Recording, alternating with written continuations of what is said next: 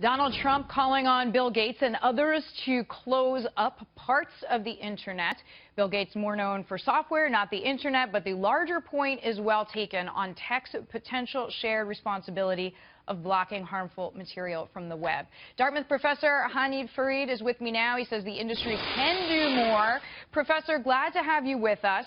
I know you co-developed a child pornography tracking system with Microsoft. Can the same technology be used to track terrorists?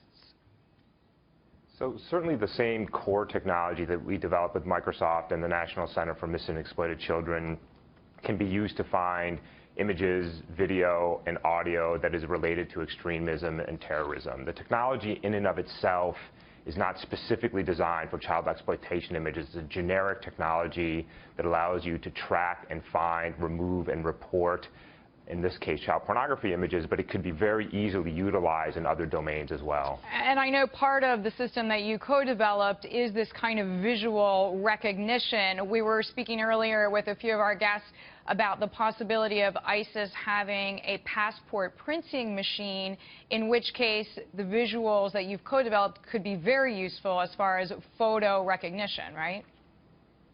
It's absolutely true, and I'll tell you, at the time when we started developing the technology to find child pornography and remove it, the companies were saying the same thing they're saying now. This is too hard, it's too difficult, we don't know how to solve it. And the fact was that with a little bit of time and a little bit of effort and a little bit of money, we were able to develop a very nice technology that found the balance, in fact, between law enforcement and privacy and freedom of speech. I don't think the answer is let's shut down the internet. I don't think the answer is let's stifle free speech. The answer is to be smart about this. The answer is to develop technology that is respectful of the rights of individuals while eliminating the kind of harmful speech that we want to eliminate.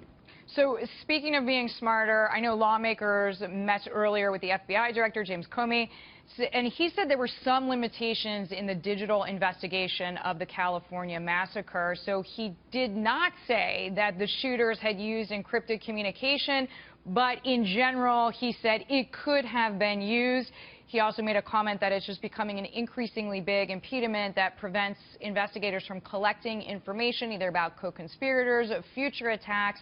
What is the role of Silicon Valley helping the government, helping citizens? We know Apple, Google, now known as Alphabet, they really don't want to get into this encryption discussion. They want to stay out of it. They just want to build the tools. Is there a way we can have a meeting of the minds? It's a really good question, and I think it's the right question to ask, is how do you find a balance between the privacy, the business interests, and law enforcement? And I will tell you that what I can tell you is that we found a balance with the child exploitation. It wasn't easy. It required a lot of conversations, a lot of thought to it, and a lot of compromise. I think at the end of the day, what happened was that Microsoft said, you know what? These are bad people doing bad things, and we don't want them on our network. And I think when you get to that stage, when the companies say this is not a law enforcement issue, this is not a national security issue, this is an issue of bad people doing things on my network.